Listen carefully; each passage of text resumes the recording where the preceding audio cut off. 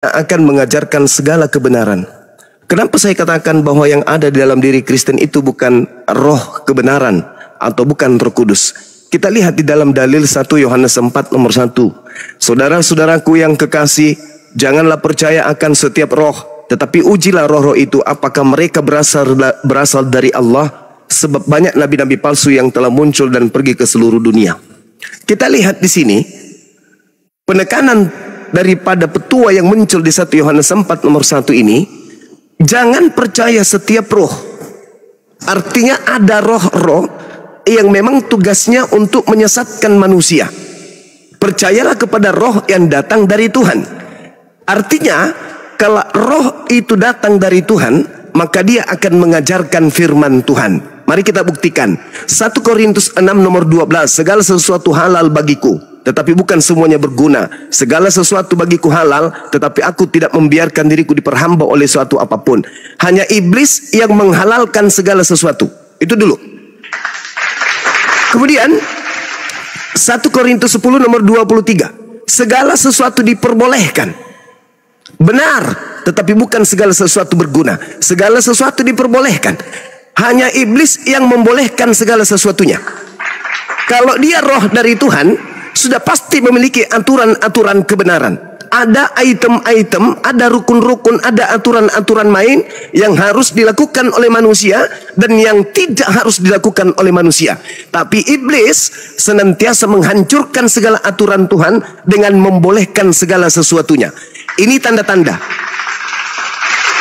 Terus kita lihat juga di dalam 1 Korintus 10 nomor 25, kamu boleh makan segala sesuatu yang dijual di pasar daging tanpa mengadakan pemeriksaan karena keberatan-keberatan dalam hati nuranimu.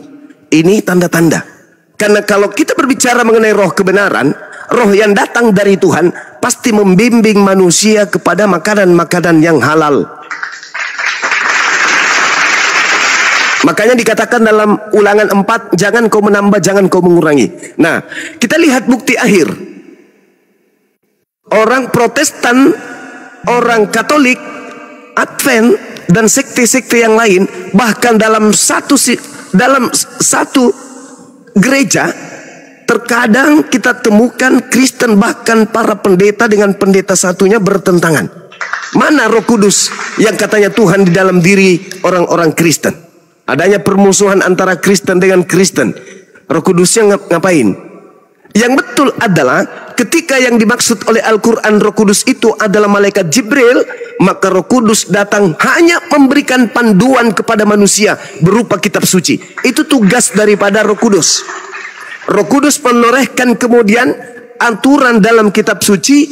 Nanti manusia apakah dia mau mengikuti aturan itu atau tidak. Jadi Roh Kudus tidak datang kepada setiap manusia, enggak. Roh Kudus datang kepada seorang nabi, nabinya kemudian menerima pengajaran dari Roh Kudus, kemudian pengajaran itu dituangkan dalam sebuah kitab. Di kitab inilah kemudian akan menjadi panduan kepada seluruh manusia. Apakah manusia itu ingin menerima dan menjalankan ajaran Roh Kudusnya atau tidak. Karena kalau tidak demikian, contoh, ketika saudara-saudara Kristen ditanya, bagaimana hukum pembagian harta warisan di dalam agama Kristen? Kita hitung 1, 2, 3, 4 sampai hitungan 2 detik sebelum kiamat, kita akan menemukan ucapan-ucapan yang berbeda-beda antara Kristen satu dengan Kristen yang lain, menandakan bahwa Roh Kudus sebagai pembimbing kepada jalan kebenaran itu tidak ada di dalam diri mereka. Tapi kalau Islam yang ditanya, maka sejatinya Islam akan kembali kepada kitab suci Al-Quran, di mana Al-Quran itu diturunkan oleh Roh Kudus kepada baginda Rasulullah Muhammad Sallallahu Alaihi Wasallam. Ini fakta. Jadi sekali lagi sahabatku dan juga saudara-saudaraku Kristen, bahwa di dalam diri Kristen tidak ada Roh Kudus. Yang ada adalah roh yang diduga penyesat. Demikian untuk sementara. Insya Allah. Silakan Pak Mi. Silakan teman-teman sambil di tap ya, tap layar biar kuat komannya. Lanjut Pak Mi. Oke Bang. Jadi gini Bang, kalau selain umat Kristen mungkin mengatakan bahwa Yesus sebagai Nabi ya Bang ya. Kalaupun Nabi Yesus itu, dia bukan Nabi palsu atau penyesat. Dan dia juga kan sudah membuktikan, bahkan Yesus sendiri pun dibaptis. Jadi kami umat Kristen ini kalau sudah dibaptis berarti sudah ada Roh Kudus dalam diri kami, dan Yesus sendiri pun sudah menyatakan kalau Kristen itu pasti akan masuk surga, Bang, karena sudah ada Roh Kudus di dalam diri masing-masing umat Kristen, Bang. Gitu, Bang. Baik, baik. Jadi ini hal yang menarik ya, teman-teman. Ketika kemudian saudara kita dari Kristen mengatakan bahwa Yesus sendiri itu adalah seorang nabi. Imannya umat Islam jelas. Inni Abdullah atani alkitaba wa ja'alani nabiyan. Iman daripada Islam itu ya berpatron kepada Al-Qur'anul Karim, di mana dalam Al-Qur'an menerangkan seorang anak yang lahir tanpa ayah di tengah-tengah Bani Israel itu adalah seorang nabi. Jadi iman kami Yesus nabi. Kami tidak ragukan itu. Permasalahannya hari ini adalah Yesus yang adalah nabi mengajarkan pengikutnya untuk kembali kepada hukum Taurat. Matius 5 nomor 19 kata Yesus, barang siapa yang meniadakan hukum Taurat meskipun yang paling terkecil, maka dan mengajarkan kepada orang lain, maka dia akan menempati tempat terhina di dalam kerajaan langit alias neraka. Ini pengajaran Nabi Yesus. Tapi pengajaran Yesus Kristus yang datang kepada Paulus yang diduga roh yang jahat itu mengajarkan untuk menghapus hukum Taurat. Bisikannya kepada Paulus itu bisa kita lihat di dalam Efesus 2 nomor 15. Apa bisikan roh jahat yang datang kepada Paulus, yang diduga roh jahat yang datang kepada Paulus? Dengan matinya Yesus di atas tiang salib, dia telah membatalkan hukum Taurat beserta segala ketetapan, ketentuan dan aturan yang ada di dalamnya.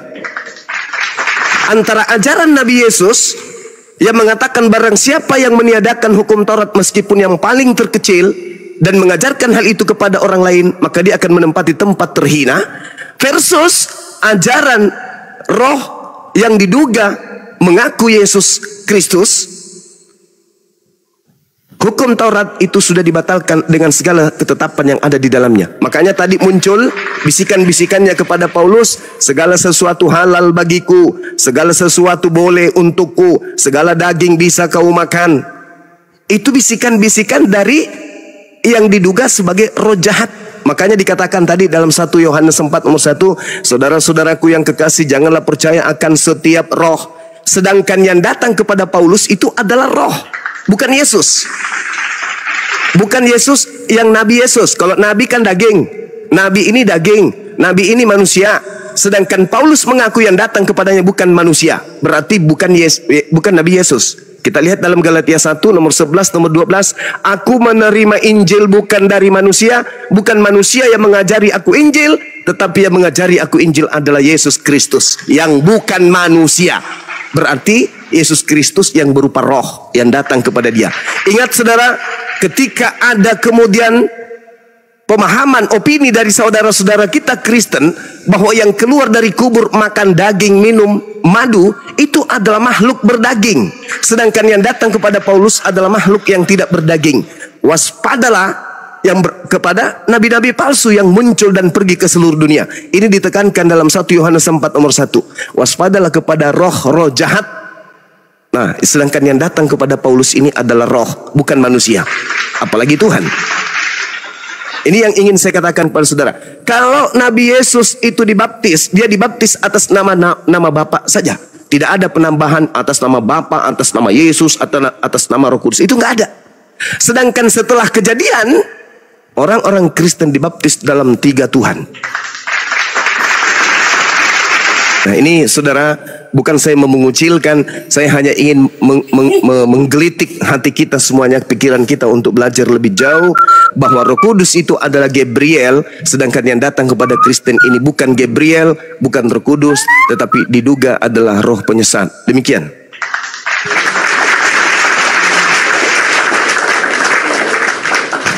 Masya Allah. Silakan Pak Ami.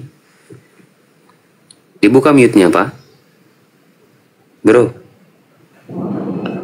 Oke Bang. Jadi begini Bang. Oke, izin saya bertanya nih. Saya cuma bertanya. Bentar Pak Jess, setelah Dari selesai Pak Mi ya. Pak Jess, bentar. Pak Mi mau menanggapi dulu ya. Nanti dulu bertanyanya. Biar tidak lari dulu dari pembahasan, biar kita dapat poinnya ya. Silakan Pak Mi. Jadi Bang Juma, kalau kami Kristen ini tetap bahwa Roh Kudus itu sudah ada dalam diri kami, dan Yesus itu adalah penyelamat kami dan suri tauladan kami. Jadi artinya walaupun kami sudah ada Roh Kudus Bang, tetapi kami tidak menjalankan ajaran-ajaran Yesus, itu kami bukan Kristen sejati juga itu namanya Bang. Jadi kami itu walaupun sudah ada Roh Kudus dalam diri kami, kami harus tetap mengikuti ajaran-ajaran Yesus Bang. Baru yang kedua, kalau Abang bilang tadi kan kalau bagi kami Allah itu tetap satu, sesembahan kami itu tetap satu, namanya Allah. Jadi kalau Allah itu kan di Kejadian yang Abang bilang tadi kan Allah kan ada di situ, Allah berfirman kan, kemudian ada Roh Allah pun ada di Kejadian itu Bang. Jadi itu kan Roh Allah, kemudian firman Allah. Ya firman Allah itu itulah Yesus kan, kayak itu Bang. Baik saudara. Jadi identifikasi Roh Kudus atau malaikat Jibril sesuai dengan apa yang saya uraikan di awal, jelas bisa saudara lihat dalam Bible. Hanya dengan mengontraskan kemudian dua data dalam kitab Matius dengan kitab Lukas, di mana dua kitab ini masing-masing membahas penyampai pesan, penyampai berita gembira dari Allah kepada Ibunda Maria. Dalam data Matius, Gabriel diidentifikasi dengan sangat jelas, gelarnya adalah Roh Kudus sebagai penyampai berita gembira kepada Maria. Dan dalam data Lukas, Gabriel diidentifikasi dengan namanya sebagai penyampai pesan gembira kepada Maria. Coba Anda dengarkan apa yang saya bacakan ini. Matius 1 nomor 18. Kelahiran Yesus Kristus adalah seperti berikut. Pada waktu Maria ibunya bertunangan dengan Yusuf, ternyata ia mengandung dari Roh Kudus sebelum mereka hidup sebagai suami istri. Itu dicatat.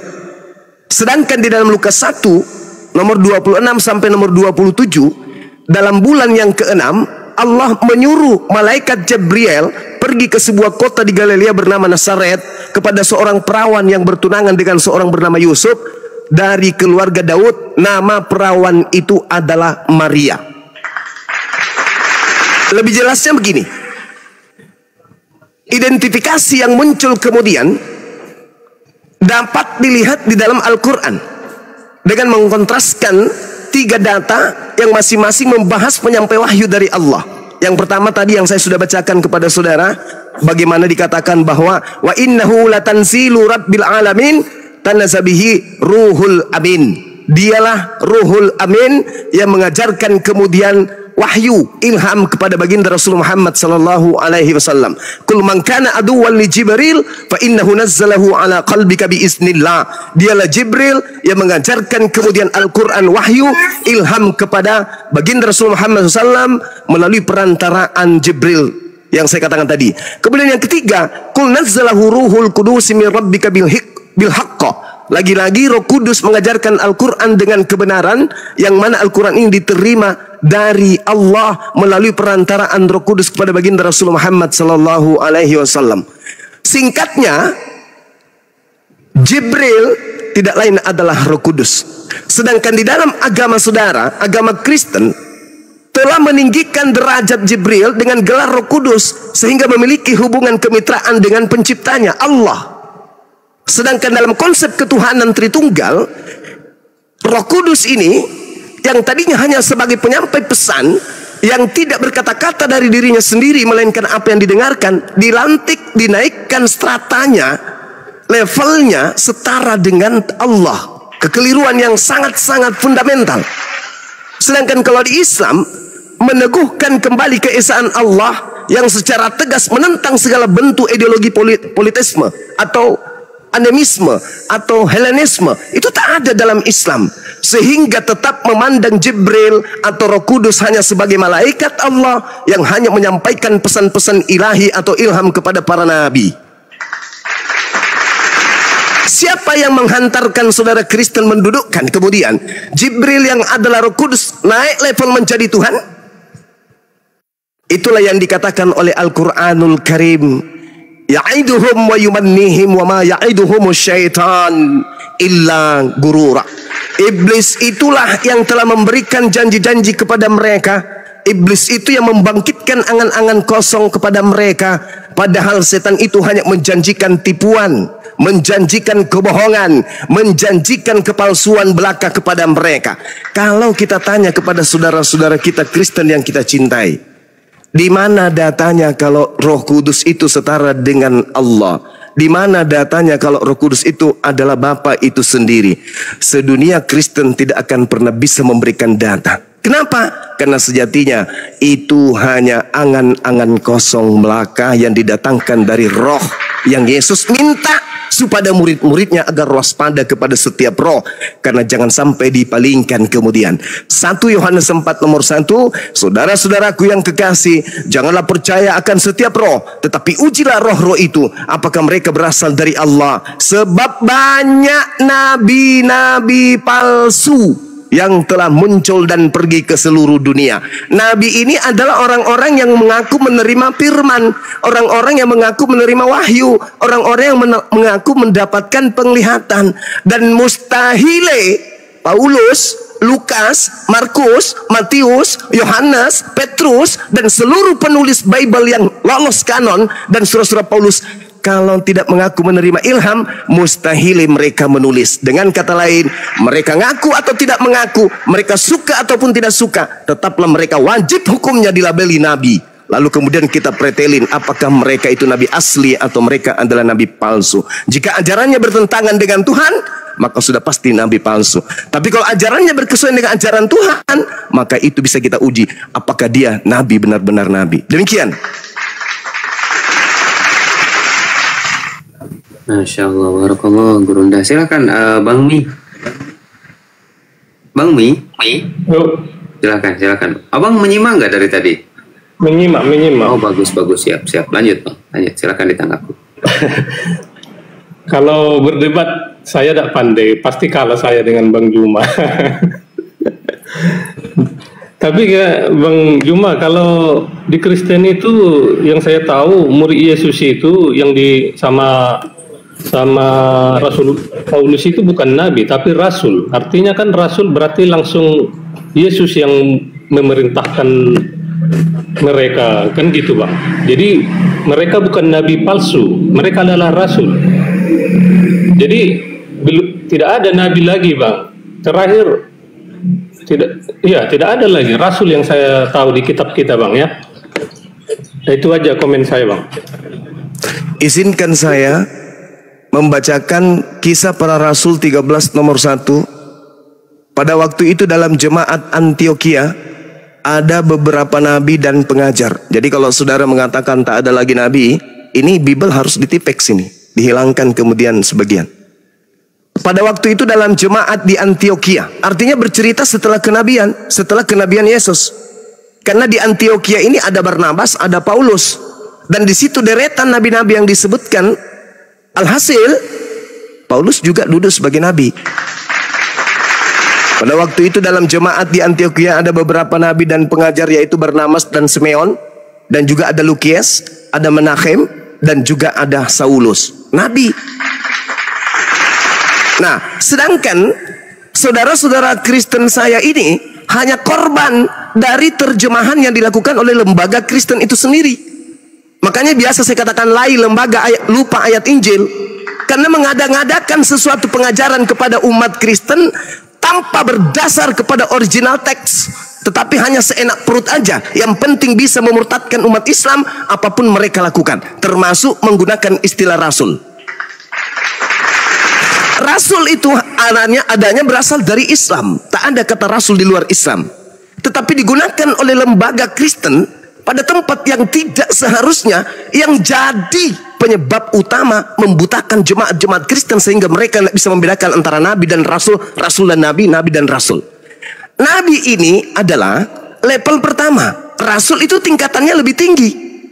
Nabi adalah orang yang menerima wahyu dari Allah, sedangkan rasul adalah orang yang menerima wahyu dari Allah dan berkewajiban menyampaikan wahyu itu kepada seluruh umatnya. Tidak bisa menjadi rasul tanpa melalui tangga Nabi. Seibarat tidak bisa menjadi sarjana tanpa melalui tangga SMA. Kalau ada sarjana tapi tidak tamat SMA, itu sarjana palsu. Kalau ada rasul tanpa melalui tangga Nabi, itu rasul palsu. Dengan kata lain, rasul palsu sama dengan nabi palsu. Nabi belum tentu rasul, tapi rasul sudah pasti nabi. Tolong sampaikan kepada lembaga Bible, Bang Suma mengatakan itu. Jadi kalau lembaga Bible mengatakan Paulus rasul tapi dia bukan nabi, itu koplak. Nabi adalah orang yang menerima wahyu dari Tuhan, tidak berkewajiban menyampaikan kepada orang lain. Rasul adalah orang yang menerima firman dari Tuhan, yang berkewajiban untuk melaksanakan demi dirinya dan juga demi umatnya. Itu rasul. Jadi kalau rasul itu levelnya tinggi, nabi tidak, nabi hanya untuk dirinya. Tapi kalau sudah rasul, itu berarti dia memiliki kewajiban sebagai nabi untuk menyampaikan risalah kenabiannya kepada umatnya. Jadi Paulus di samping kisah para rasul 13 nomor 1 mengatakan dia adalah seorang nabi. Kitabnya 13 buku ini, kalau dia bukan nabi, maka jelas bukunya bukan firman Tuhan, bukan sabda para nabi, dan juga menyatakan bahwa buku yang ditulisnya itu berasal dari bukan Yesus anak Maria. Di mana dia mengatakan bukunya bukan dari Yesus anak Maria? Galatia 1 nomor 1, nomor 11, nomor 12. Fawailul lilladzina yaktubuna alkitaba biaidihim thumma yaquluna hadza min indillah. Celakalah orang yang menulis sebuah buku dengan tangannya sendiri dan mengatakan ini dari Allah demi untuk mendapatkan kemudian keuntungan yang sedikit. Paulus menulis buku hanya untuk mendapatkan keuntungan sedikit. Apa itu? Hanya demi untuk mendapatkan gelar rasul. Itu tok, tak ada yang lain. Sedikit aja. Tapi celaka. Apa buktinya? Matinya sangat mengenaskan. Nah, sekarang kita kembali kepada tema. Jadi Roh Kudus sama dengan Gabriel. Jibril sama dengan Roh Kudus. Kalau levelnya Roh Kudus diangkat sedikit, maka itu menyalahi aturan mainnya Yesus.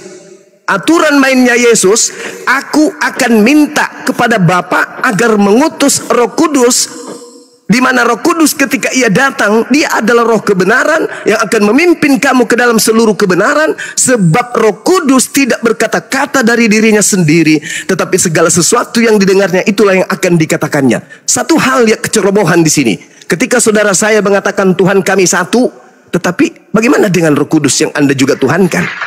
Sedangkan Roh Kudus mau ditarik pakai tali tambang sekalipun untuk naikkan levelnya, tidak akan pernah bisa. Kenapa? Karena dia adalah hakikat makhluk yang tidak bisa berkata-kata dari dirinya sendiri. Sedangkan pencipta langit dan bumi bebas. Dia memiliki sifat berkata-kata. Dia bisa mengatakan apapun sesuai yang apa yang tertulis di dalam Yesaya 55 nomor 11, Mazmur 33 nomor 9. Innama amruhu idza arada syai'an ayyakula lahu kun fayakun.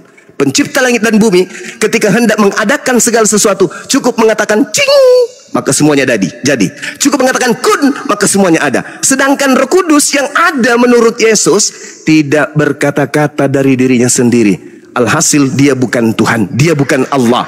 Jadi ketika saudara menuhankan Roh Kudus, lalu Anda mengatakan saya punya satu Tuhan yaitu Allah, termasuk Roh Kudus, kekeliruan, kecerobohan yang sangat dahsyat. Karena Roh Kudus ini bukan Tuhan, tapi Anda anggap Tuhan, dan Anda anggap Tuhan Anda satu. Yang betul adalah Tuhan Anda tiga, satunya tidak bisa berkata-kata dari dirinya sendiri.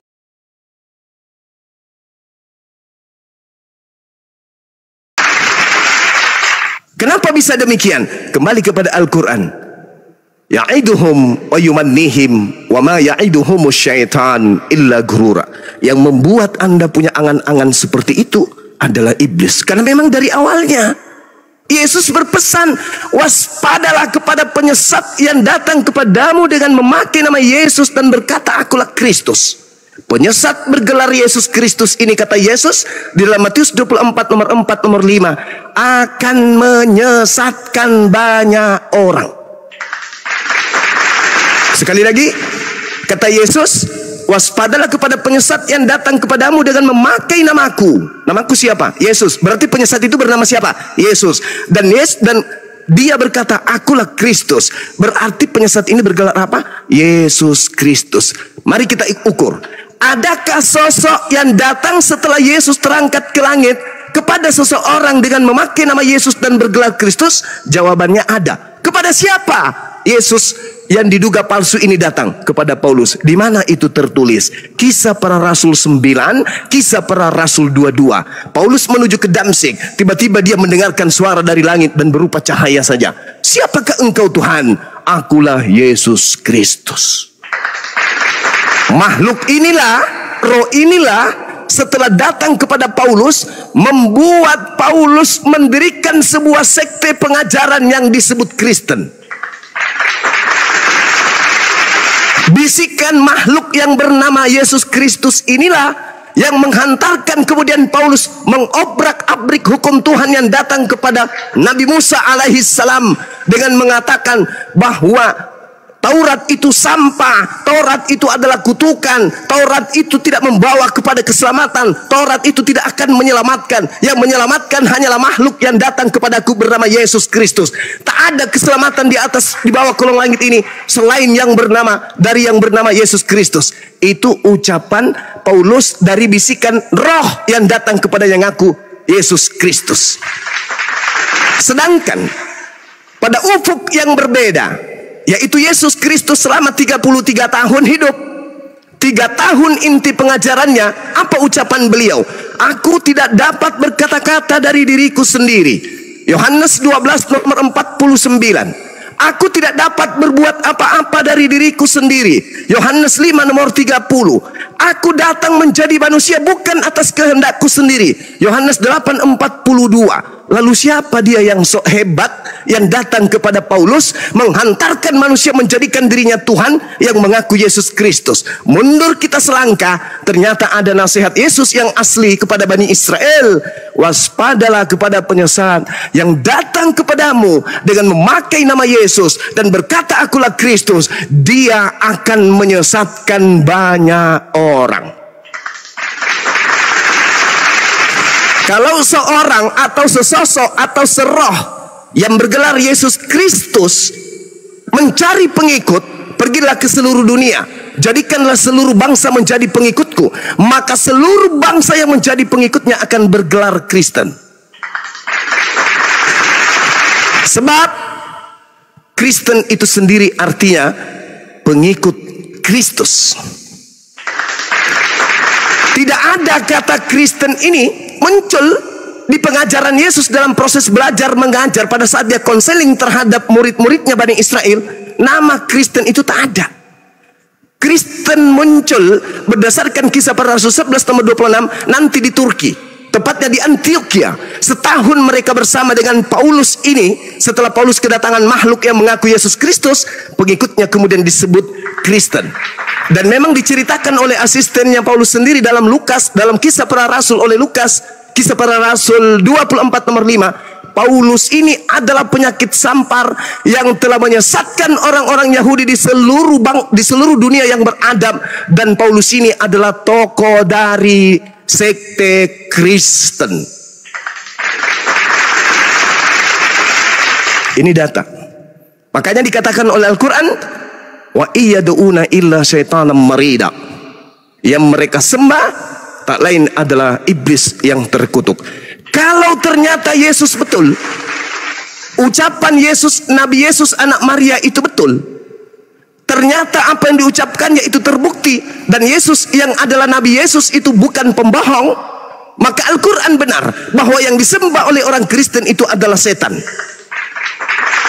Dan kalau Al-Quran benar Maka Yesus pun benar bahwa munculnya penyesat bernama Yesus Kristus itu terindikasi kuat. Kenapa? Karena tidak ada sekelompok manusia pengikut Kristus penyesat ini yang bisa kita identifikasi.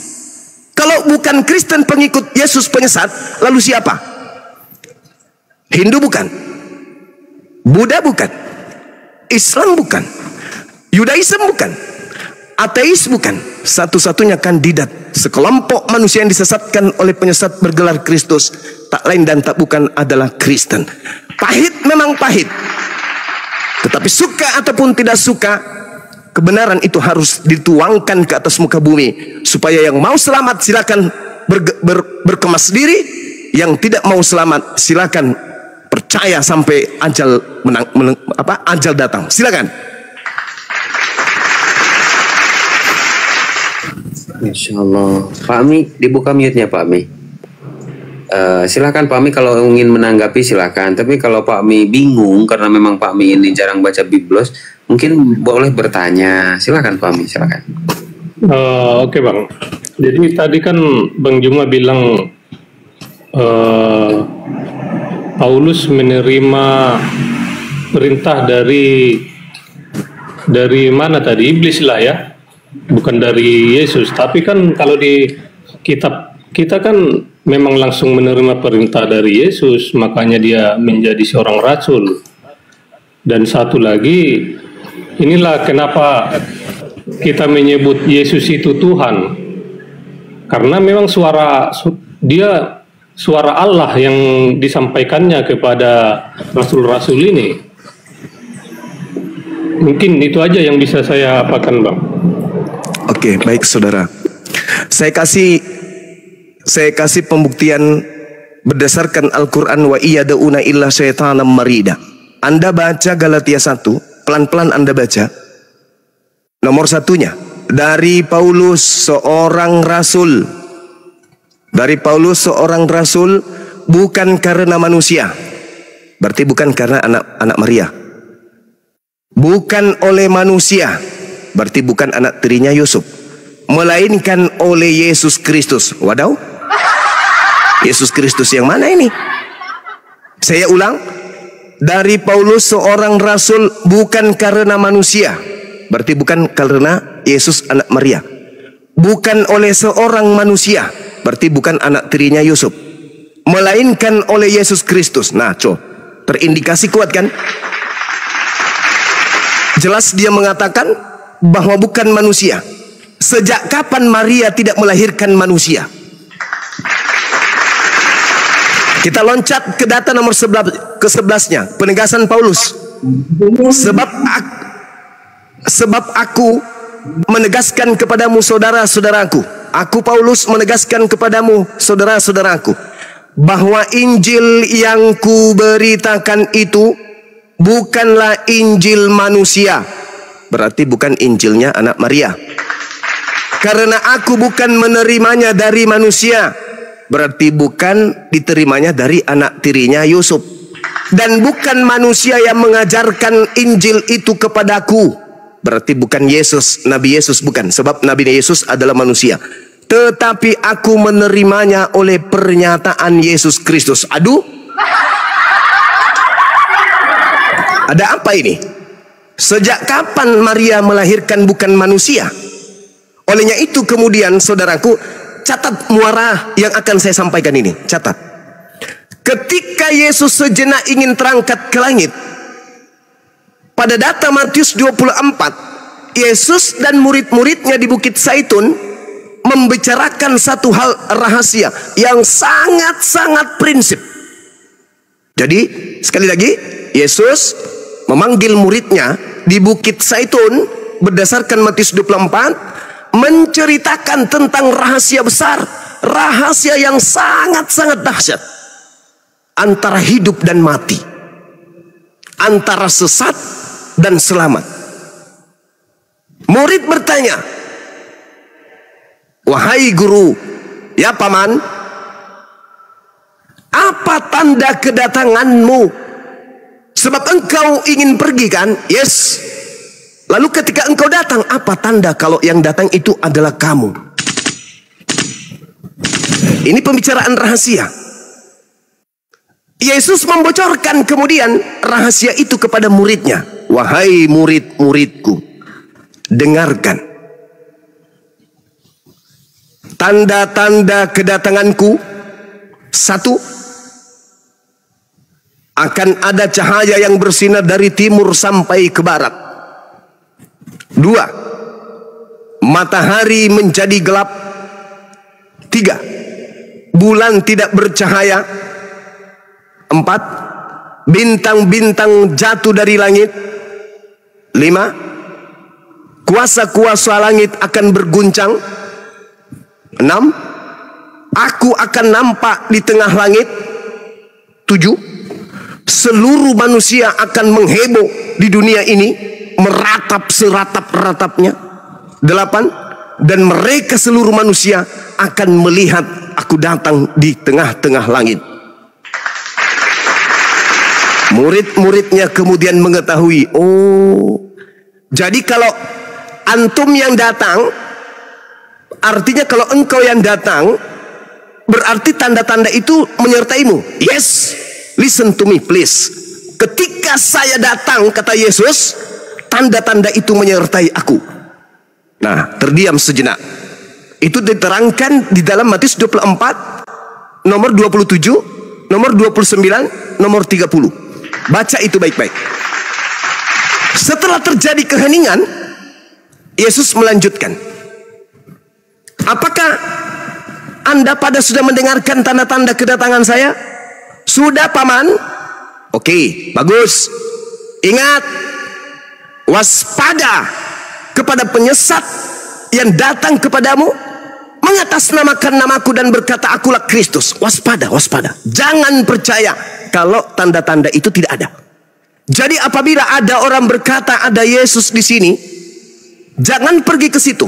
Atau Yesus ada di sana, jangan kau percaya. Camkanlah, aku sudah mengatakannya terlebih dahulu kepadamu. Jadi jika ada orang yang mengaku ada Yesus di padang gurun, ada Yesus di dalam bilik penjara, di bilik rahasia, jangan kamu percaya. Sebab Yesus palsu. Ini nomor 24-nya di data 24. Sebab Yesus palsu alias Kristus palsu dan nabi-nabi palsu alias rasul palsu akan datang dan muncul untuk melakukan banyak mukjizat, sekiranya mungkin menyesatkan murid-murid pilihan juga. Yesus ulang lagi, camkanlah, aku sudah mengatakannya terlebih dahulu kepada kalian. Camkan. Baik, Paman. Benar-benar camkan. Yes, Paman. Jadi apabila ada orang berkata ada aku Yesus di padang gurun, jangan kau percaya. Yes, baik. Kalau ada yang berkata ada Yesus di dalam bilik, jangan kau percaya. Siap, Komandan. Sebab kedatanganku akan dibarengi dengan tanda-tanda. Matahari menjadi gelap, bulan tidak bercahaya, bintang-bintang akan jatuh, kuasa-kuasa langit akan bergoyang-goyang, dan aku akan nampak di tengah langit, dan seluruh manusia akan melihatku. Kalau itu belum terjadi, 1 miliar, 3 miliar, seluruh dunia mengatakan kepadamu bertemu dengan aku, ingat, jangan kamu percaya. Setuju? Setuju.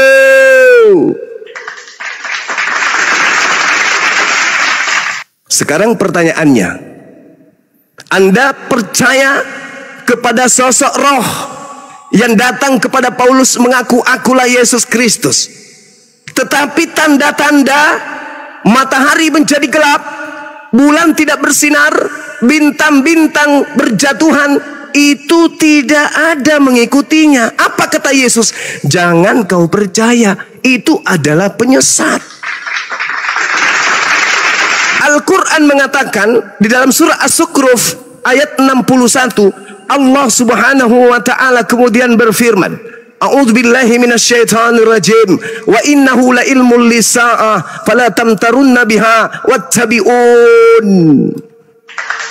Dan sungguh Nabi Isa alaihissalam, kedatangannya tersebut benar-benar menjadi pertanda akan datangnya hari kiamat. Jadi kalau Nabi Isa datang untuk yang kedua kalinya, Itu tanda-tanda hari kiamat.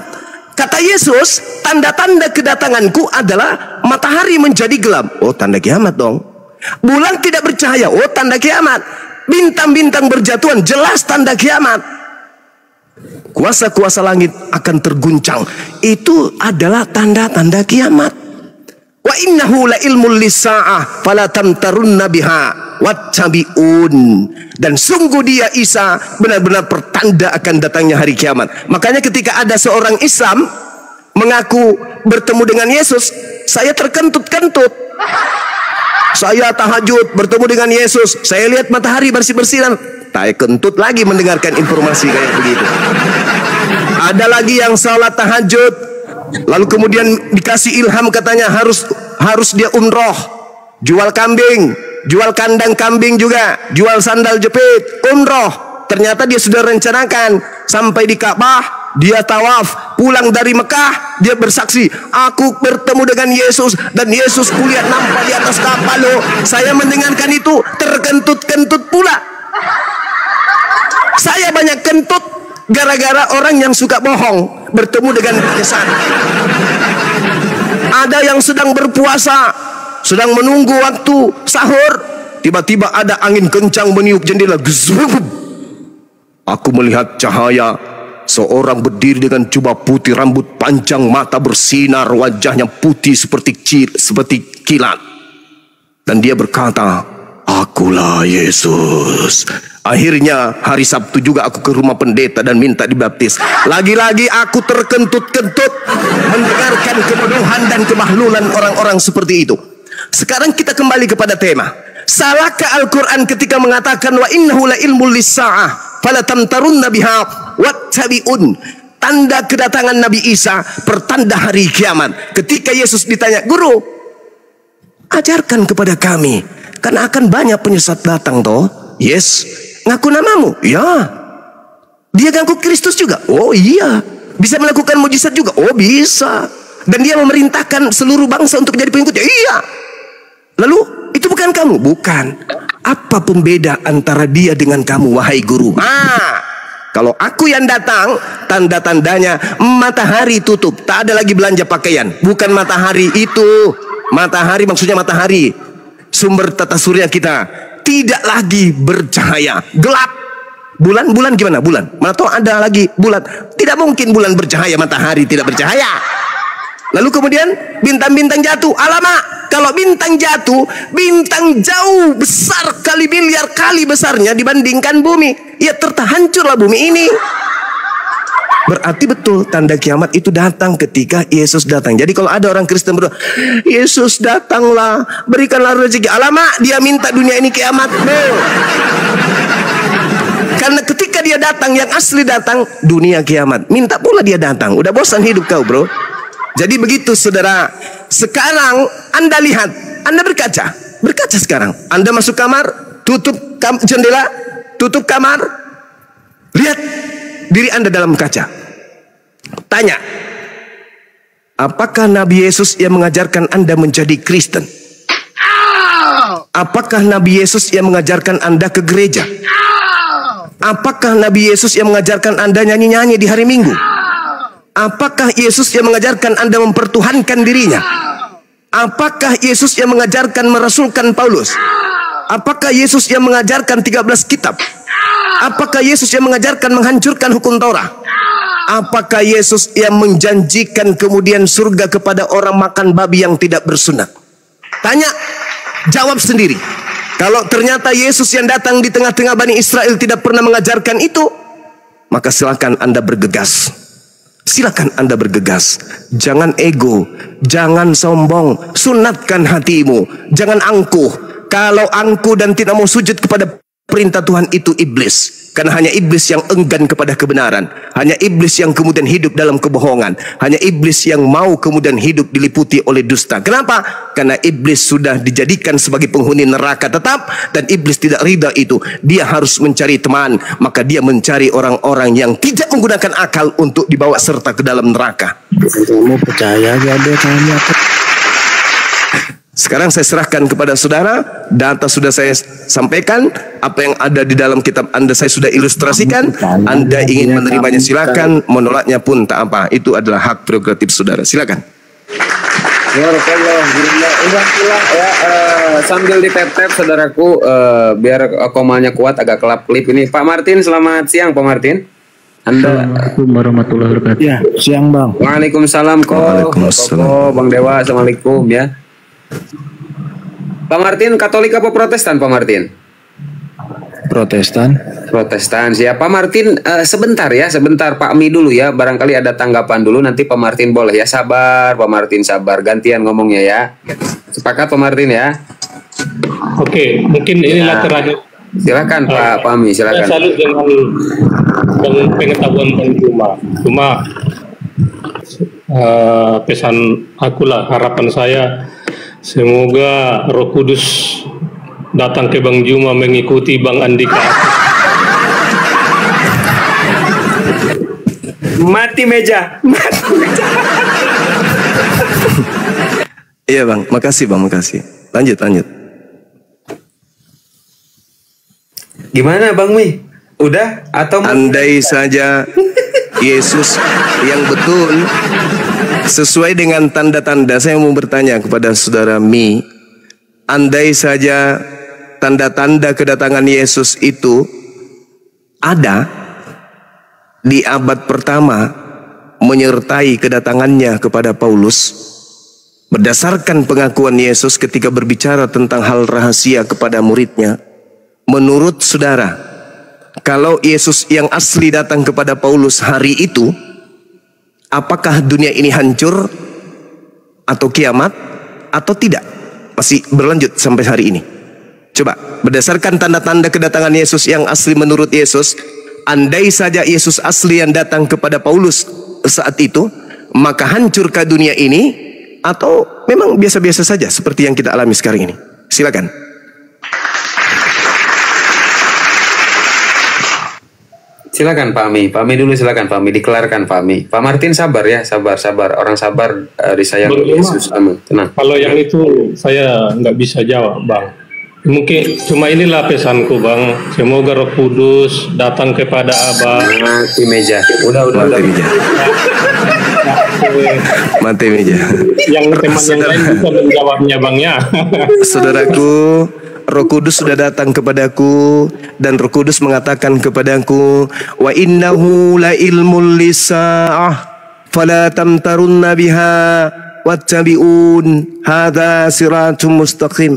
Roh Kudus yang datang kepadaku mengajarkan kepadaku, membimbing kepadaku, dan sungguh Nabi Isa itu benar-benar menjadi pertanda akan datangnya hari kiamat. Karena itu janganlah kamu ragu-ragu tentang hal tersebut. Ikutilah aku, inilah jalan yang lurus. Itu Roh Kudusku yang mengajarkan aku. Sedangkan roh yang ada pada diri Anda menutup akal Anda. Tadi saya sudah menyatakan panjang lebar. Yesus ditanya, apa tanda-tanda kedatanganmu guru? Langit berguncang, bintang-bintang berjatuhan, matahari gelap, bulan tidak bercahaya. Aku nampak di langit dan seluruh manusia di bumi akan melihatku. Pertanyaan saya, apakah tanda-tanda itu ada pada saat Paulus mengaku bertemu dengan Yesus? Apa jawaban saudara? Aku tak sanggup menjawab. Kenapa demikian? Karena Anda berada dalam kuasa iblis.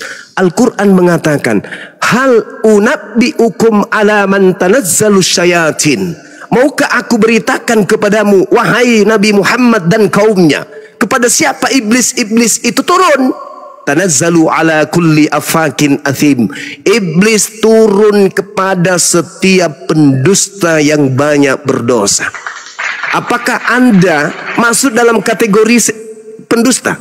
Ketika Anda tahu jawabannya, tapi Anda mengatakan saya tidak tahu, saya tidak mau jawab. Apakah itu termasuk Anda? Berdasarkan Al-Quran, tanazzalu ala kulli afakin athim. Iblis datang kepada para pendusta. Jadi yang menutup akal Anda, membuat lidah Anda kaku, kemudian adalah iblis untuk menjawab dengan jujur. Tapi tak apa, masih ada waktu, mungkin masih banyak oksigen jatah Anda untuk hidup di dunia ini. masih banyak beras yang Tuhan siapkan untuk masuk ke dalam lambung saudara, masih ada udara yang disiapkan Tuhan untuk Anda hirup, masih ada matahari yang Anda harus lihat untuk Anda nikmati hidup sebelum Anda mati. Maka jadikan itu kesempatan emas untuk meraih kemenangan keluar daripada lingkaran syaitan. Silakan. Mungkin ada yang lain. Masya Allah, barakallah Gurunda. Ya, Bang Mi, gimana? Ada tanggapan kalau kayak tadi mulu jawabannya kagak usah lah. Gimana Bang Mi?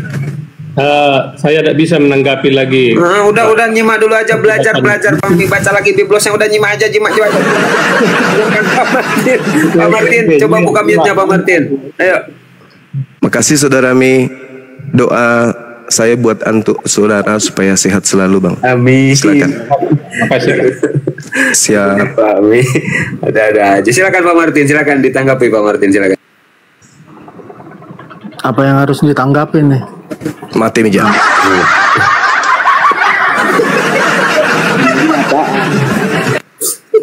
Entahlah telinganya di mana ini. Nonton gak jelas. Pak Martin nyimak nggak dari tadi? Nyimak. Kan banyak. Yang diomongin kan banyak. Yang mana dulu yang ditanggapi? Bebas lah, serasa suka-suka Pak Martin. Nah, silakan. Utamanya tentang roh-roh itu yang barusan. Jadi kalian ini sesuka hati ya mengambil istilah Quran, terus maknanya di belokkan. Silakan Roh Kudus pembahasan lanjut.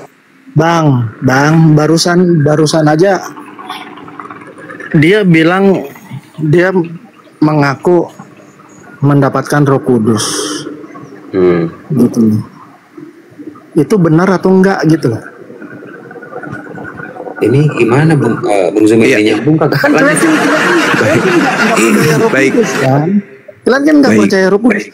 Kenapa bisa ngomong seperti itu gitu? Ya, simak dulu Pak. Pasang kupingnya baik-baik Pak. Simak. Lanjut Bang Jima Fadhol. Iya, baik. Jadi gini Bung. Sebelumnya teman-teman yang ada di bawah 2,8 manusia mata memandang ini, silakan kalau mau berinfak, bersedekah berupa gift kepada saudari kita yang ada ini di Palestina ya. Ya, Gurunda di Rafah. Kamu nggak percaya Roh Kudus, tapi kamu mengakui kamu bentar. Dia di Rafah Palestina. Sabar. Oh, di Palestina. Silakan sahabat-sahabat Muslim. Kelihatannya adik kita ini lagi hidup di bawah tenda ya, di mana beliau. Sabar Bang. Habis ini kita bahas. Silakan adik-adik saya yang ada di bawah, anak-anak saya, saudara-saudara saya Muslim, berikan infak sedekah yang terbaik kepada saudara kita yang ada di Palestina. Beliau ada di sini mengharapkan bantuan kepada kita semuanya, uluran tangan kepada kita semua. Coba Anda bayangkan kalau kita yang lagi sedang berpuasa tiba-tiba negara kita ini dibombardir dengan bom, ya, tak bisa kemudian ibadah dengan sempurna, tidur tak nyenyak, dan seterusnya ya. Adik kita ini mendoakan kita, masya Allah. Silakan sahabat-sahabat Muslim yang ada di Indonesia ini memberikan infak terbaik di bulan suci Ramadan kepada anak kita yang ada di Palestina. Ya Allah, masya Allah. Silakan. Oke, saya masuk kepada pertanyaan saudara. Kenapa saudara mengatakan bahwa saudara mendapatkan bimbingan Roh Kudus? Yes. Allah Subhanahu wa taala menjelaskan di dalam Al-Qur'an. Sabar dulu kawan, sabar. Boleh enggak diskusi Anda bertanya, saya menjawab? Saya tegaskan dulu Gurunda. Pak Martin, Anda ngoceh-ngoceh ketika Gurunda lagi ngomong, saya turunkan Anda. Anda tidak bisa kondusif. Simak dulu baik-baik. Kalau Anda manusia, dengarkan dulu. Baru selesai Gurunda bernarasi, berbicara, baru Anda ngomong gantian. Simak dulu. Narasinya udah ngawur. Iya, udah dengarkan dulu. Ya, saya membahas tentang iman saya kok jadi ngawur ya? Kok Anda lebih tahu daripada saya? Saya yang bisa Al-Quran. Kamu aja tidak mengakui Roh Kudus. Roh Kudus itu hanya ada di Islam.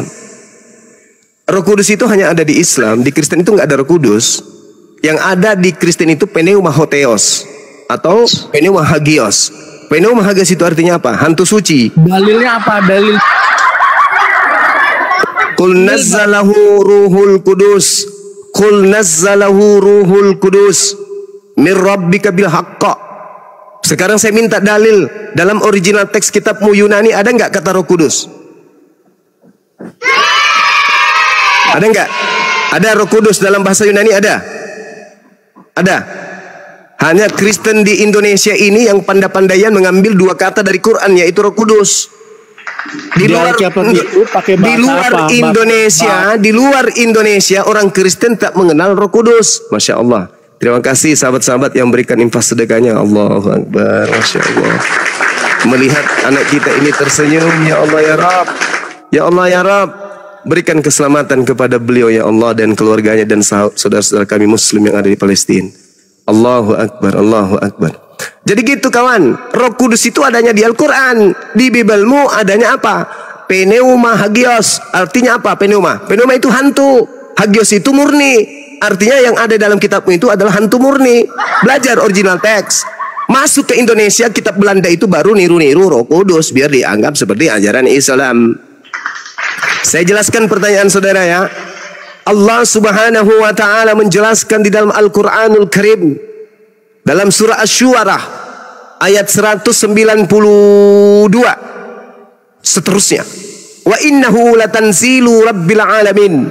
Dan sungguh Al-Qur'an ini benar-benar diturunkan oleh Tuhan pencipta alam semesta. Nazala bihi ruhul amin, yang dibawa turun oleh Ar-Ruh Al-Amin ala qalbika litakuna minal munzirin, ke dalam hatimu agar engkau termasuk orang yang memberi peringatan. Itu kitab suci saya yang menerangkan itu. Jadi Anda tidak bisa membantah. Maka ketika kemudian kami mengajarkan tentang ajaran Roh Kudus, yang menjadi dasar pijakan kami adalah Al-Qur'anul Karim. Itu Roh Kudus. Lah kamu Roh Kudusmu yang mana? Yang masuk ke dalam tubuhnya Sambo. Al-Quran itu turun apa ditulis? Yang datang ke dalam diri Sambo, yang membunuh sesama Kristen itu roh apa yang masuk ke dalam tubuhnya? Al-Quran itu turun apa ditulis? Jawab. Allahu Akbar, Allahu Akbar, Allahu Akbar. Saudara, Anda mengenal pendeta Joshua Teu. Pendeta Joshua Teu kisru dengan pendeta Sarah, ribut tentang tai lalat. Saya tanya samamu, benarkah pada diri Joshua Teu dan Pastor Sarah itu ada Roh Kudus? Hah? Ribut tentang tai lalat yang ada di Nonot? Al-Quran itu turun apa ditulis? Jadi saudara, kalau Roh Kudus itu bekerja di Kristen, bukan bekerja di kitabnya, maka Kristen tidak perlu sekolah. Apain sekolah? Roh Kudus ada dalam dirinya kok. Yang benar itu Roh Kudus itu datang mewahyukan sebuah ilham, pengajaran ketetapan hukum-hukum kepada nabinya, nabinya yang menyampaikan kepada para sahabatnya, sahabatnya menghafalkan, sahabatnya menuliskan. Maka hafalan dan tulisan ini kemudian tersebar ke seluruh penjuru bumi, yang mengimaninya disebut Islam. Maka Roh Kudus datang mengajarkan sebuah aturan-aturan main dalam kehidupan kepada para nabi, tidak berupa kitab, tidak berupa buku, tidak berupa lembaran, tetapi berupa ilham, kalimat-kalimat suci yang didatangkan dari langit, kemudian disampaikan kepada para nabi, nabi menyampaikan kepada pengikutnya, pengikutnya menuliskan dan menghafalkan.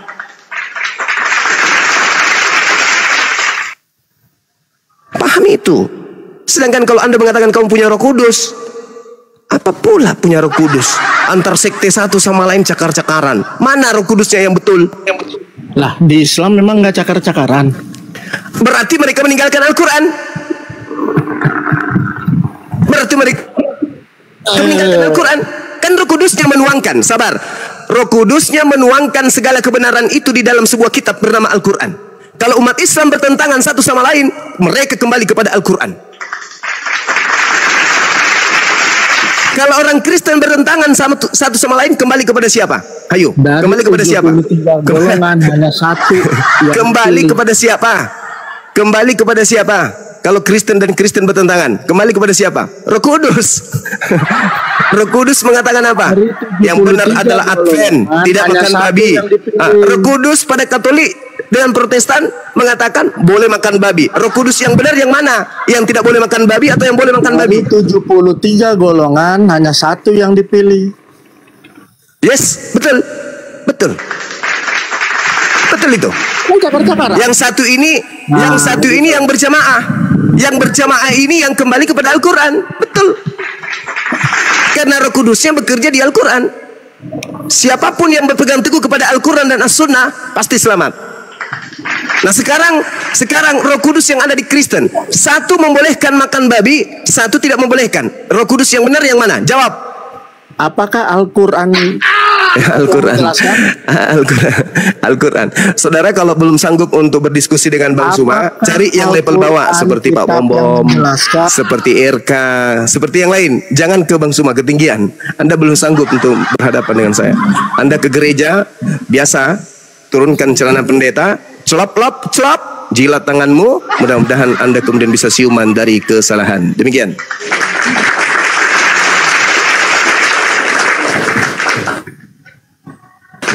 Barakallah ikhwan fillah ya, luar biasa memang kalau Gurunda yang berbicara. Barakallah semuanya ya, dia senang sekali tuh. Pak Noah, selamat siang Bro Noah. Ya, siang bro, siang. Mati Lo lagi di pasar atau lagi di rumah bro? Ya, saya hari-harinya di pasar bro. Oh di pasar, tapi kira-kira memungkinkan untuk diskusi nggak? Jangan sampai lo di pasar kita ngomong di sini lo gak dengerin. Ya, secara singkat-singkat aja. Tidak usah bertele-tele. Barangkali Anda mau menanggapi, tadi Anda udah lama nyimak di bawah, saya lihat. Silakan bro. Belum, saya baru nyimak saya. Sahabat Muslim, silakan dilanjutkan infak sedekahnya ya ke anak kita ini ya. Mudah-mudahan sahabat-sahabat Muslim yang memberikan infak sedekah berupa gift kepada ananda kita yang ada di Palestina, begitu anak antum lahir, wajahnya mirip dengan anak kita ini, ya minimal hidungnya ya. Pasti ibu-ibu ini pingin kali anaknya hidungnya mancung kayak Pak Bom Bom. Ya silakan Anda give, berdoa. Mudah-mudahan anak Anda itu bisa kemudian ya secantik parasnya daripada anak kita yang ada di Palestina ini. Masya Allah. Amin. Silakan sambil kita berdiskusi. Ya, sebelum dilanjut Bro Noah. Ya gimana Bang Dewa? Silakan Bang Dewa. Dewa juga ngemis follower dong, ngemis follower. Ya, oh kalau ini jangan sampai kalian nanti punya anak mirip sama dia. Ya, kalau anak antum ya mirip sama dia ini berarti sama dengan pendeta Carolina. Siapa? Carolina. Kayak Indomie. Carolina. Nah ini akun yang baru. Dewa minta di follow ya, Iwan Pilah ya. Dan silakan infaknya dilanjut. Lihat betul kata Bang Juma, lihat senyumnya ya, betapa cantik, betapa lugunya, betapa lucunya. Dulu Bang Juma kira-kira lucu nggak kayak gini wajahnya Bang Juma? Dulu mungkin ya. Enak pasti. Dulu waktu saya bayi mirip waktu saya bayi onta tapi lemah. Jempolnya mirip. Pandai-pandaian kau tanya aku pula. Bang Dewa. Kau sudah lihat hidungku kayak pelupa pisang, kau tanya lagi mirip. Cari masalah emang kau. Bulan puasa bukannya damai malah cari ribut.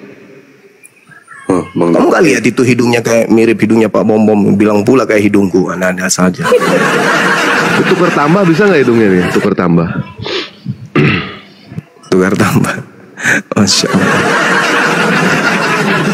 Siap Iwan Pilah ya, barakallah untuk semuanya. Ukhti Rahab, anti tatsbauni, ukhti guli. Terima kasih saudaraku semua, fadhal. Terima kasih. Terima kasih saudaraku semua. Masya Allah. Ya sama-sama anandaku yang Jamila. Masya Allah. Afwan ya Ukhti Rahab, afwan anti atas kutu afwan ya. Lanjut Bro Noah. Ukhti anak antum ya. Ya silakan dilanjut. Anak antum.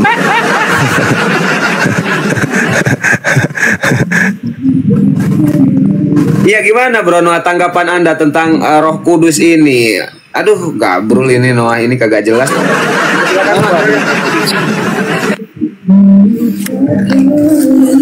Kenapa dengan Roh Kudus bro?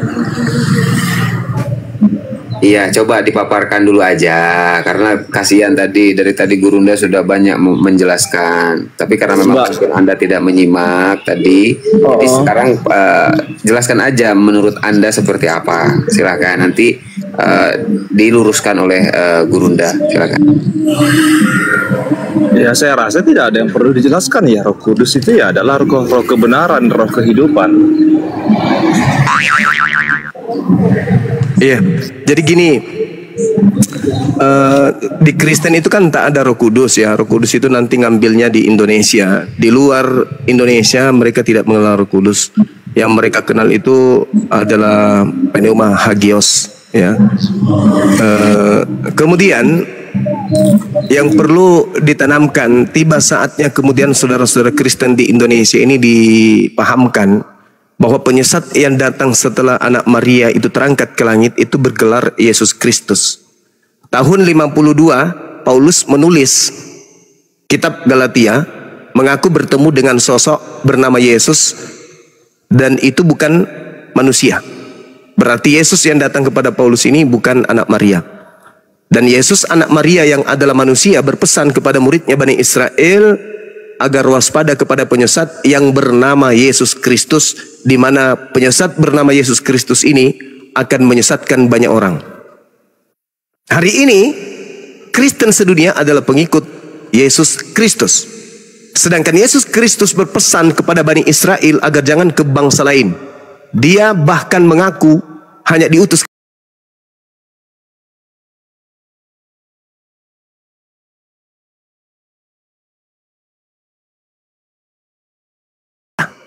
tetapi yang diduga sebagai penyesat.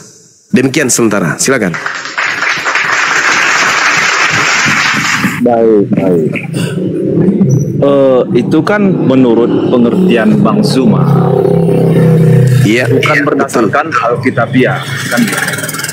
Kan oh, sudah itu Bible yang jelaskan. Silakan. kan sudah jelas bahwasanya bangsa Yahudi itu, bangsa Israel itu menolak Yesus karena yang mereka harapkan itu adalah kedatangan seorang raja seperti Daud, Salomo. Tetapi yang datang bukan seorang raja seperti mereka yang mereka inginkan, yang mereka gambarkan sebagai bentuk penyelamatan di atas penindasan yang dilakukan oleh bangsa Romawi kepada bangsa Yahudi, bangsa Israel di zaman itu. Makanya secara mentah mereka itu tidak meyakini dan mereka itu menolak mentah-mentah bahwasanya Yesus itu adalah seorang raja, seorang sang penyelamat. Kan begitu. Jadi wajar saja dong ketika Yesus menyatakan dirinya, dia memerintahkan murid-muridnya untuk menyebarkan, memberitakan kabar baik itu ke seluruh dunia. Jadikan seluruh bangsa murid-muridku. Wajar karena apa? Karena dia sudah ditolak. Seharusnya tempat tujuannya itu hanyalah bangsa Yahudi gitu. Karena yang memang untuk diselamatkan pada saat itu adalah bangsa Yahudi. Tetapi ketika ditolak ya, berita ini dialihkan ke seluruh dunia. Salahnya di mana? Ayo silakan. Oke. Baik. Jadi di dalam pengakuan Yesus bahkan berdasarkan kepada Bible. Jadi Bible ini bukan firman Tuhan ya, teman-teman. Bible ini hanya kalau yang PL itu adalah terjemahan dari kitabnya orang Yahudi yang sudah mengalami banyak revisian. Sedangkan perjanjian baru milik Kristen ini bukan kemudian firman Tuhan, tetapi catatan-catatan sejarah yang dituliskan oleh penulis-penulis yang tidak dikenal, dan tidak ada indikasi sahihnya penulisan itu adalah merupakan intisari daripada sabda Yesus kepada para penulis. Mereka menuliskan hanya berdasarkan hasil penyelidikan. Nah, di antara data yang muncul di buku tersebut, kita lihat dalam Lukas 1 nomor 33. Dan Yesus akan menjadi raja atas kaum keturunan Yakub sampai selama-lamanya, dan kerajaannya tidak akan berkesudahan. Saya ulang, saya baca ulang. Mudah-mudahan kalau saudara Noah tidak bisa tembus pemahamannya ini, ada saudara Kristen yang bisa kemudian paham. Lukas 1 nomor 33. Dan Yesus akan menjadi raja atas kaum keturunan Yakub. Atas keturunan Yakub sampai selama-lamanya, dan kerajaannya tidak akan berkesudahan. Titik.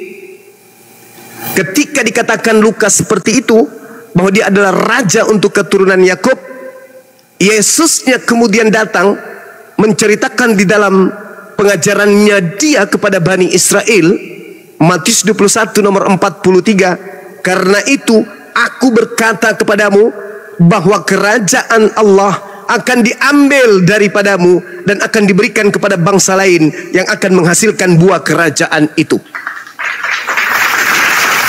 Jadi kerajaan yang tadinya Yesus untuk Bani Yakub itu diberikan kepada bangsa lain yang akan menghasilkan buah kerajaan tersebut. Kerajaan Vatikan sudah pasti bukan kerajaan Allah. Kerajaan Inggris sudah pasti bukan. Kerajaan Belanda sudah pasti bukan. Kerajaan yang dimaksud adalah kerajaan yang diberikan kepada baginda Rasulullah Muhammad sallallahu alaihi wasallam, dan sampai hari ini kerajaannya tidak berkesudahan dan kerajaannya tetap gilang gemilang sepanjang zaman sampai hari kiamat. Jadi kerajaan yang datang kepada Yesus diberikan kemudian kepada baginda Rasulullah Muhammad sallallahu alaihi wasallam. Jadi kerajaannya tidak pernah singgah kepada non-Yahudi. Kerajaannya langsung diberikan kepada dia yang kemudian menghasilkan buah-buah kerajaan tersebut. Dan ajaran Yesus dengan ajaran Nabi Muhammad itu selaras dan tidak ada pertentangan. Yang menjadikannya pertentangan di dalamnya adalah ajaran Kristen yang bukan Bani Yakub tapi ngaku-ngaku sebagai pengikut. Ingat kata Yesus di dalam Matius 24 nomor 4 nomor 5, wahai muridku Bani Israel, waspadalah kepada penyesat yang datang kepadamu dengan memakai namaku Yesus dan berkata akulah Kristus, dia akan menyesatkan banyak orang.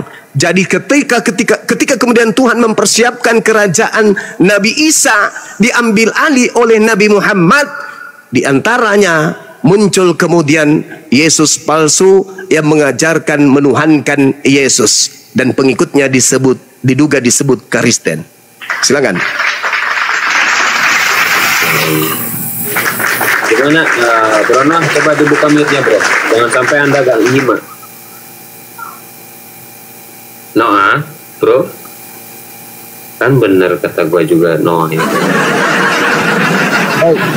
Oke. Oke, nyimak nggak Noah? Jangan oke doang. Saya simak. Oh ya, bagus. Lanjut. Oke. Berarti Abang Zuma membaca Alkitab, berarti Abang Zuma sama berpikiran dengan orang bangsa Yahudi, bahwasanya seorang raja yang harus datang itu adalah raja seperti Daud ataupun Raja Salomo yang dimaksudkan oleh bangsa Yahudi. Sementara di Matius 28, ya, di Matius 28 ayat 18, Yesus berfirman bahwasanya segala kekuasaan di sorga dan di bumi telah diberikan kepadaku. Itu bukan main bang, bukan main tanggung lagi rajanya. Siapa yang bisa berkuasa di sorga dan di bumi? Apakah dia bukan raja? Bahkan saya seorang ayah gitu ya, seorang bapak, saya ini raja di rumah saya. Apalagi dia yang diberikan kuasa di sorga dan bumi. Itu melebihi dari Raja Daud, melebihi dari Raja Salomo, melebihi dari raja-raja yang diharapkan oleh bangsa Yahudi itu sendiri.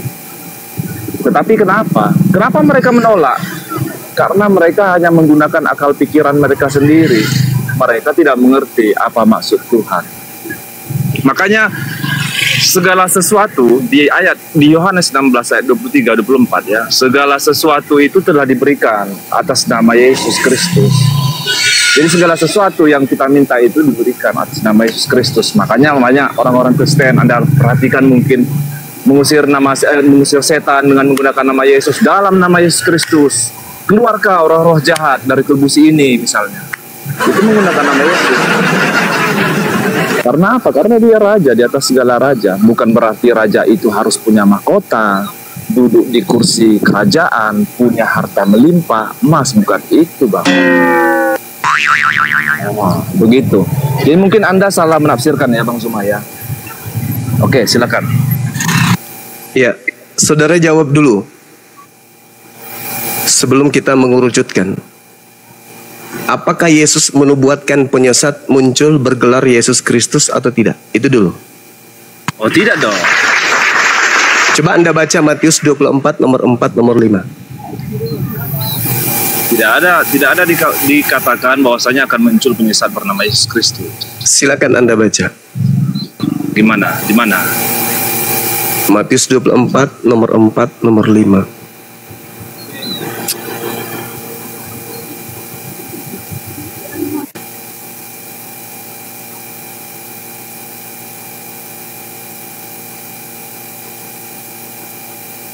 Ya, terus bukan terus.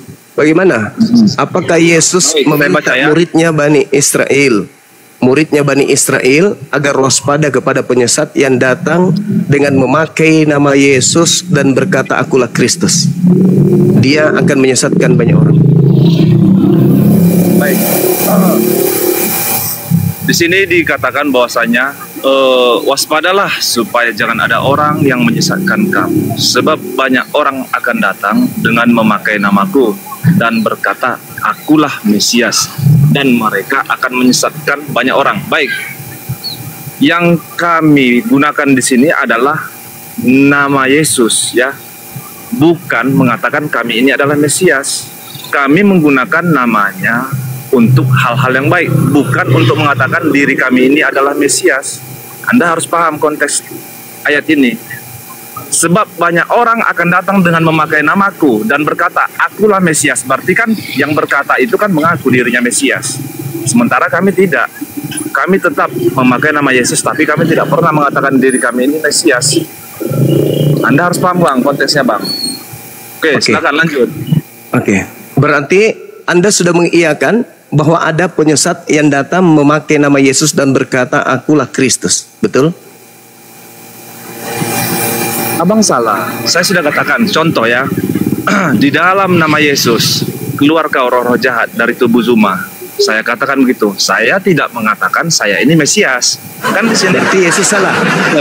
Berarti Yesus salah. Orang akan datang dengan memakai namaku dan berkata akulah Mesias. Kami kan tidak akulah Kristus. Emang saya ada berkata berarti, akulah Yesus? Menurut Yesus, ada nggak orang yang akan datang mengaku Kristus? Tidak ada yang berarti Yesus bohong. Kenapa? Berarti Yesus bohong. Kenapa? Yesus bohongnya maksudnya bohongnya gimana Bang? Nah, dia kan Yesus mengatakan waspadalah kepada penyesat yang datang mengatakan dirinya akulah Kristus. Ada nggak atau tidak ada? Kedatangan itu ada, tetapi hanya Rasul Paulus. Orang itu mengaku nggak Kristus? Siapa? Mengaku nggak Kristus penyesat itu? Yang difirmankan oleh Paulus bahwasanya dia bertemu dengan Yesus Kristus, ya itu benar adanya. Enggak, yang saya tanya Yesusnya berpesan kepada Bani Israel muridnya, bukan kepada Paulus. Dia berpesan kepada muridnya Bani Israel, wahai muridku Bani Israel, waspadalah kepada penyesat yang datang memakai nama Yesus Kristus. Menurut Yesus akan datang itu ada nggak yang akan mengaku Yesus Kristus? Ya tidak ada dong. Berarti Yesus bohong? Tidak ada, memang tidak akan ada. Berarti Yesus bohong? Akan datang. Enggak ada Bang. Dia datang kedua kali. Berarti Anda membantah Yesus. Mana yang betul ini? Yesus atau Anda? Iya, datang kedua kali itu benar. Enggak, penyesat akan datang dengan memakai namaku dan berkata akulah Kristus, itu bohong? Itu tidak ada, sekarang belum ada. Mati aja. Anda percaya nggak ucapan Yesus itu bahwa akan datang penyesat mengaku nama Yesus bergelar Kristus? Anda percaya nggak? Percaya, tetapi dia hanya Alhamdulillah. Waspada supaya jangan ada orang yang menyesatkan kamu, sebab yang diminta waspada di situ siapa? Gimana? Yang diminta waspada di situ siapa? Ya, kami.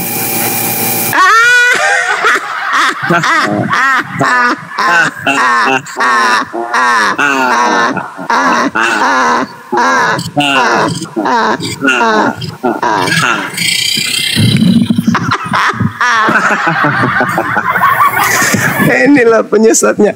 Udah Dinda Abuya, saya izin ibadah dulu. Kalau pembohong pendusta kayak gini mah bukan level saya. Silakan saya ibadah dulu. Terima kasih saudara atas kebohongan saudara Noah. Teman-teman yang masih mau berimpak, silakan ke adik kita ini, ke anak kita ini. Saya ibadah 10 menit sampai 15 menit insya Allah ya. Jangan bilang Bang Handi kalau Bang Suma itu pamit pasti 6 hari ke depan baru muncul. Enggak. Saya ibadah sejenak, habis itu kita muncul lagi. Silakan.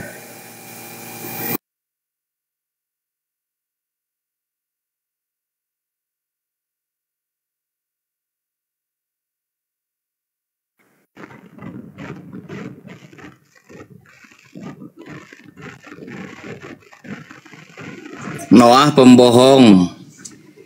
Baik, monitor.